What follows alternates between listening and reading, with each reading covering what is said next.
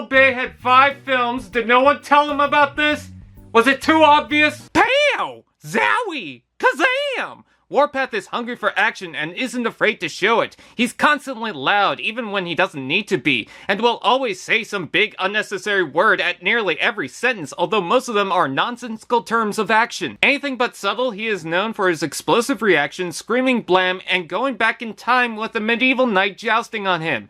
Bay, you had gold and never used it. In the Kingdom line, while it's based on Beast Wars, they mix the classic characters. Considering the character had time traveled in the G1 series, that makes sense they blasted in. I will admit, Warpath is one of my all-time favorite Autobots. This kooky, loudmouth, action-struck guy is just charming. Being based on the cartoon and original Minibot, Warpath transforms into a tank similar to his animation model, but without the animation budget. Just look at the textures and details. There's a whole focus on getting what they can. I don't particularly know what's accurate, but it's fascinating. Vent features, panel lines, light details, a canopy. It's somehow both all over the place and never messy. I mean, it certainly lacks in various colors, with the overhaul of dark crimson looking like it was dipped in white chocolate. The only variety being the Autobot symbol, and even that's within dress code. But it's an army tank, the red's popping enough for it. No sense in adding flames.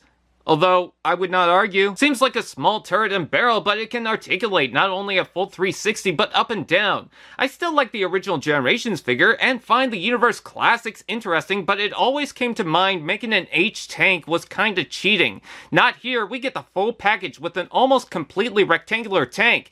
And Combiner Wars doesn't count. Some panels are annoying to get at, notably the ones on the legs under the turret, and this back panel that now can be a storage compartment, but I can't argue with the results. Some of the white leaks through the painted parts, but it does look pretty solid. Although, how much effort do you put in if this is technically his chest and shoes? Headcanon, headcanon! You know, come to think of it, with more realistic textures and alt modes and beast forms doing the same thing, I think he fits in better than Cyclonus, but that's mainly because he might be in the wrong crowd.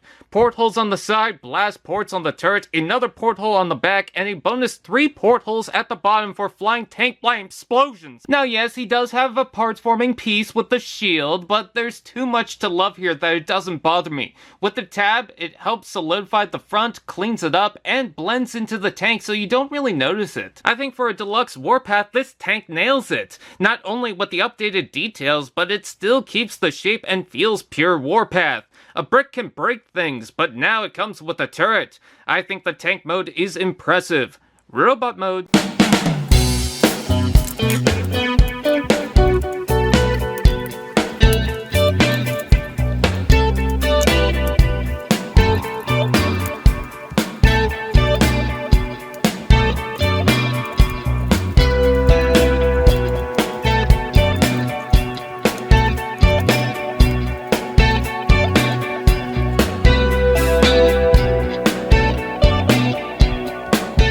For some time, Warpath was neglected with the proper form for something less basic, which is funny to say because it makes it sound like a tank turret-chested, tread-shoe-wearing Autobot seems subtle, but this is certainly his classic cartoon shape. I like how the old Deluxe seemed powerfully built, but it did its own thing, and the choice is there. Combiner Wars didn't even try, but it's Legends, which was pathetic for those craving updated minibots, and Universe Classics was way too small, which leads me to my next point. I personally love how charming it was that a little minibot turned into a tank, so despite some people asking for a Voyager, I didn't want anything too big. Being a small Deluxe actually has its perks. Besides, if you argue size accuracy in the cartoon, he's been the size of Blue Streak, the minibots, and taller than Bumblebee in the same continuity. I'm so glad they kept the booby turret from when Futurama did Space Jam. I mean, I knew they would, but what I adore was that he was pretty much a tank in both modes, one just had limbs. He owns his tank form to the point of it becoming his personality.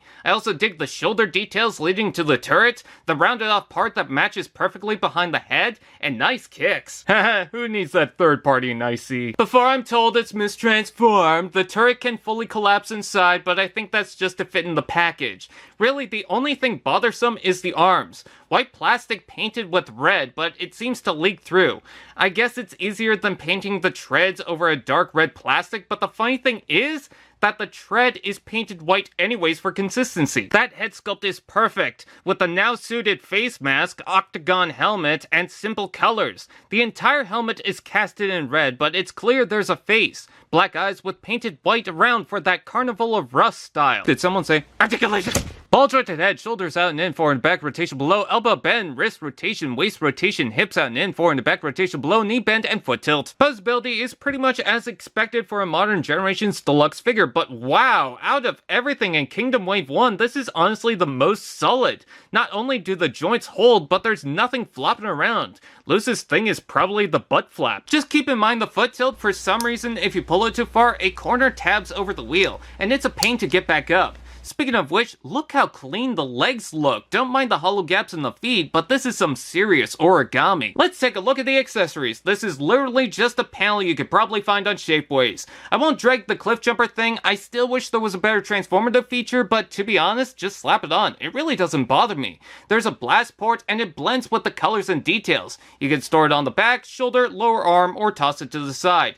Honestly, I just wish it was a little more impressive, but I'm not annoyed. There's various blast ports, including the chest for the ultimate blammo, and portholes on the feet, side of the legs, hands, 2 on each arm, and 1 on the back that, if you transform him correctly, this leads directly through another hole. I feel almost bad for him. He seems to be the Skytread of the wave, slipping through the cracks. G1 characters are still sticking around, but Kingdom gave Beast Wars the spotlight, and with fossilizers, the G1-based originals don't hit that excitement. Even the 1986 crew is in a league of its own, but I think Warpath is underappreciated. Kablow shoes! I was on board with this figure originally simply for the character himself. There's so many cars and trucks, but not enough tanks in the Autobots. However, I was very surprised by how sturdy this is, with a stable form and well-made joints. You're probably still gonna keep your old generation's toy if you still appreciate it, but we can share the love of this character. I say Warpath doesn't get enough attention, which is funny for someone always saying, BLAM! Kazowie! Pow! You ever wonder who writes the blasts in comic books?